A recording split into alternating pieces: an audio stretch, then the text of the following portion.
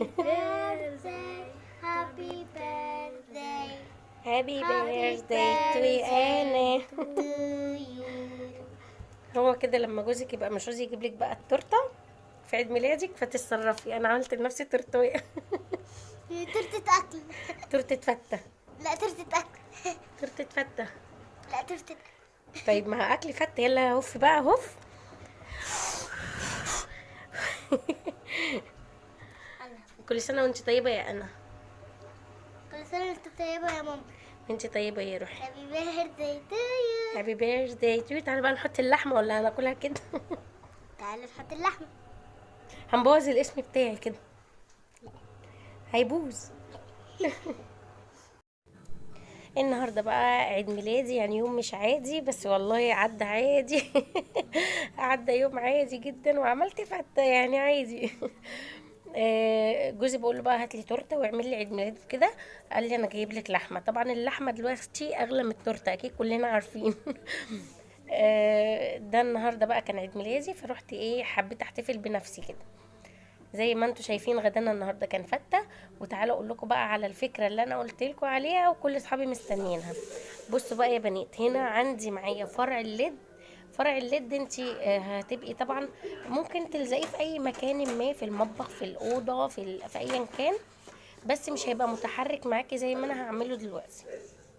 انا جبت معايا الخشبه الصغنونه خالص ديت، مش عارفه بقى اسمها ايه، بس هي خشبه رفنوعه خالص كده زي ما انتم شايفين بنفس سمك ايه فرع الليد.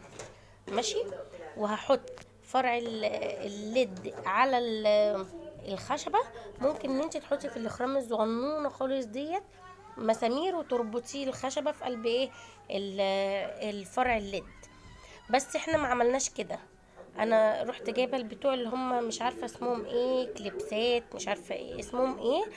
انت بقى شوفي ايه اللي متاح عندك. انا ما اشتريتش اي حاجه خالص، الحاجات دي كلها كانت موجوده عندي. كل اللي انا اشتريته فرع الليد كان ب50 او ب60 مش فاكره الصراحه. وايه جبت اللي هو الدبل فيس. حبيت ان انا اعمل بالدبل فيس بس لقيتها ايه يعني حسيت ان هو هيقع.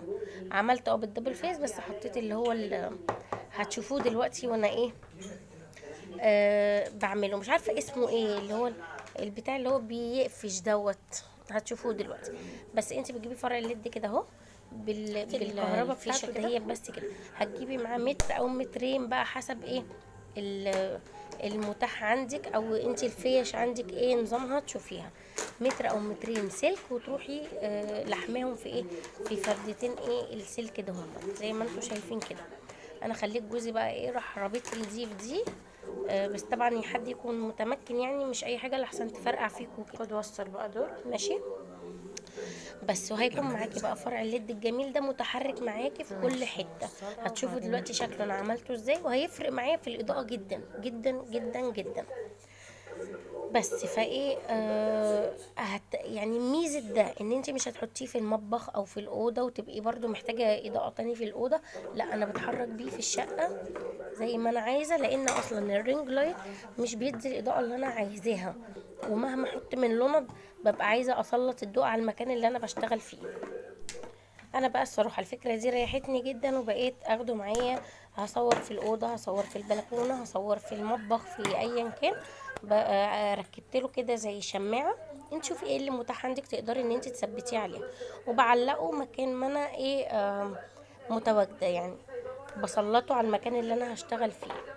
اهو هو كده ربط لي السلك. وتعالوا بقى اعمل لكم تيست كده في المطبخ. حط كده بصوا كده.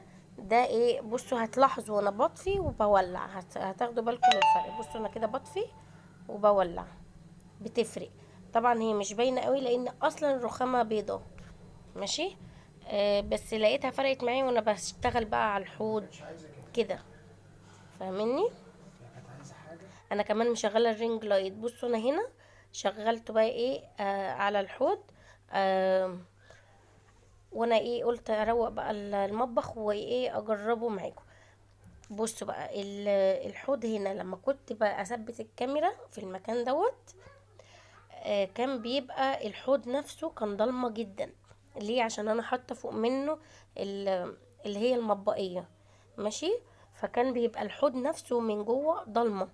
فعايزه اقول لكم انا لو طفيتها دلوقتي، بس انا ايه اتلهيت بقى في الشغل ما عرفتش اوريكم. لو طفيت الفرع اللي انا حطاه بتاع الليد دوت هيضلم خالص المنطقه بتاعه الحوض ديت. انا هشيل الفوط دي دلوقتي لان انا ايه خدت بالي في كذا فيديو ان هي بتبقى ايه مش مبينه اللي انا بعمله. بس يا رب بقى تكون الفكره عجبتكم، وقولوا لي لو عجبتكم وجربتوها واستفدتوا منها قولوا لي. همسك بقى ايه المواعين والحوض وكده اروقه. بعد بقى ايه ما اتغدينا وكده، فقلت ايه اروق الدنيا مطرح ما خلصنا واتغدينا وشيلت بقى الاكل اللي بقى والكلام ده كله. معلش انا نسيت اوريهولكوا انا معلقاه ازاي الفرع، بس هوريهولكوا في فيديو تاني عشان تشوفوه برضو بشكل ايه مفصل بعد ما علقته والاضاءه بتاعته وكده. عايزه اقول لكم بقى هنا الحنفيه بتاعتي بتخر ميه، فكل شويه الاقي ايه تحت البتاع بتاعت الصابون ديت ميه كتير وكده، فروحت حاطه تحتها قماشه كده قطن عشان تشرب الميه، وكل شويه ايه اعصر لغايه ما جوزي يترقف كده عليا ويجيب حاجه يربط الحنفيه بيها. هي مش عارفه فيها يعني مش فكره مفك ولا كده، كنت عملتها انا، بس هي عايزه مش عارفه اسمه ايه، حاجه كبيره كده بتربط الصامولة الكبيرة اللي هي متحكمة اصلا في الحنفية كلها. فهو قال لي هبقى اجيبه، مش عارفة اسمه مفتاح ايه واعملها لك، بس طبعا خدي عندك بقى ايه ربنا يهدي الحال، يعني لغاية ما الجيران يغرقوا واحنا نغرق والكلام ده كله. فانا قلت بقى ايه اتصرف. طبعا مرضتش احط الفيور بتاعتي عشان هتتبهدل وكده، انا قلت ديت احطها تفضل تشرب المية كده لغاية ما يعملها لي وابقى ارميهم بقى بعد كده. جبت قماش كده ايه قطن عشان يشرب الميه، وجبت كده الشورت بتاع ريتال اختي كده الجميله. طبعا الحب بتاعنا ما يخلاش كده غير لما ندور على الشورت اللي عايزه تترمي نيجي حاطينها على الحوض. ما نبقاش بيوت مصريه اصيله لو ما عملناش الحركات ديت.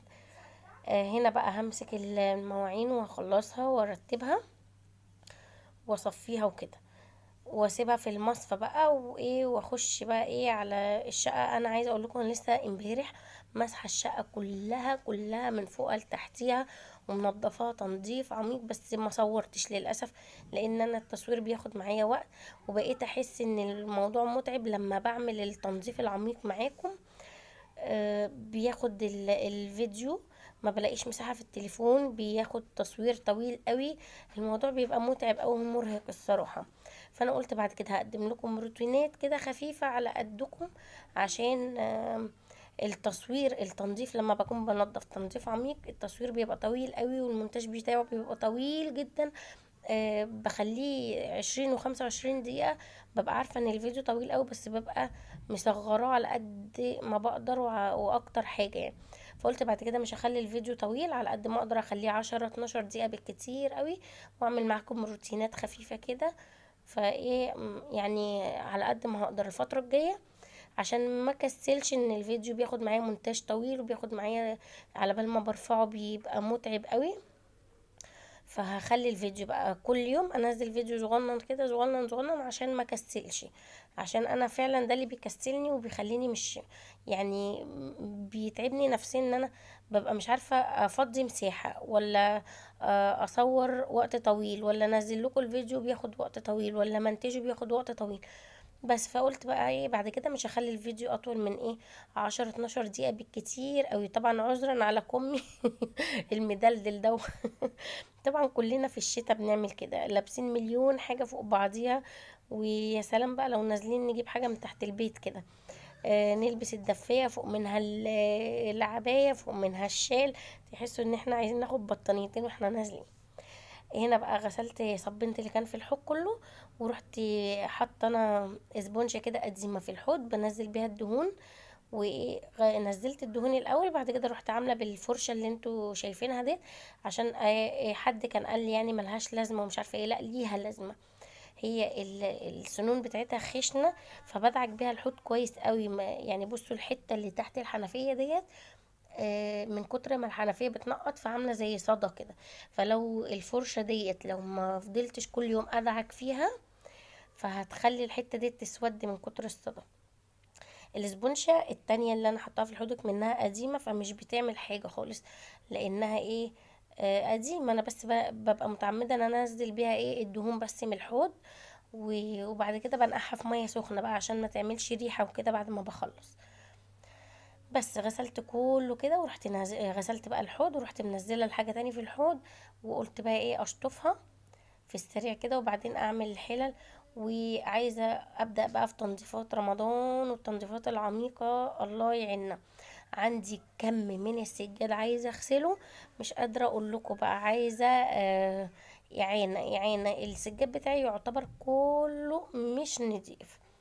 اخرهم كنت لسه مطلعاه الحافظه، وقلت هنقضي بيها فترة الشتاء، بس اتوسخت لانها بيضة طبعا. بس ايه هضطر بقى ان انا اغسل السجاد كله. عايزه اقول لكم بقى انا اتحطيت في فصل ما يعلم بالله ربنا. انا اساسا كنت مقرره ان انا هاخد السجاد كله. انا الفتره اللي فاتت كان ظهري بيوجعني جدا، ولما كشفته كده الدكتور قال لي ما تعمليش اي، يعني ما تستعفيش على ايديكي، عندي مشكله في اول فقره. فليه؟ عشان انا كنت بستعفى دايما على نفسي في الغسيل والسجاد والتنفيض والكلام ده، فعمل لي مشكلة بقى، مشكلة يعني مش عارفة اعمل فيها ايه الصراحة. انا مش قادرة دلوقتي ان انا اغسل سجاد او اغسل مفارش زي ما كنت بعمل الاول، مش فمش كسل مني لا خالص، عشان ظهري بيأزمني بقى. بقعد بالشهر بعد كده اجيب له علاج واتعالج واروح لدكاترة، وبتبقى مواويل ما يعلم بها الا ربنا. بس فانا رحت بقى ايه، قلت بقى ايه ارحم نفسي وودي الحيفه بتاعتك يا بت المغسله، وايه وان شاء الله هينضفوه لك، ان شاء الله هينضفوه لك. وكالاتي رحت موديه الحيفه بتاعت الاطفال المغسله، الكلام ده من شهر كده تقريبا. وعايزه اقول لكم والله والله والله زي ما وديت اللي الحيفه المغسله زي ما رجعتها كان فيهم بقع. زي ما وديتها اللي الحيفه راجعه بنفس البقع. رحت ايه اشتكيت له، قلت له على فكره اللي الحفه مش نظيفه، والبقعه اللي كانت فيها زي ما هي زي ما انت رجعتها لي. طب قال لي لا خلاص ما تزعليش وحقك عليا وهاتيهم وانا انضفهم لك تاني. فانا بيني وبينكم استتقلت ان انا اوديهم له تاني وينضفهم لي بفلوس، يعني من غير فلوس، وقال لي مش هاخد منك فلوس. فقلت له لا خلاص، طب انا هجربك في في المفرش القطيفه عندي عشان تقيل قوي، يا اما انا اغسله على ايدي يا اما مش بعرف اغسله في الغساله لانه تقيل قوي. فقلت له هجربك في حاجه تانية. رحت موديه له الحاف عندي تقيل قوي مش بقدر ان انا اغسله دوت ايه. كل سنه لازم اوديه المغسله. عندي لحافين وبطانيتين دول اللي هم تقال قوي قوي قوي، دول استحاله انا بغسلهم، كل سنه لازم اوديهم ايه المغسله. بس فقلت له عندي الحاف تقيل وعندي مفرش قطيفه، بس المفرش مش نضيف خالص، احنا كنا موسخينه، وعايزه ايه وريني بقى مهاراتك فيه، يعني عوضني عن ايه اللحافين الصغيرين اللي انت ما نضفتهمش. قال لي خلاص ماشي هعملهم لك زي الفل وهاتيلي برضو اللحاف.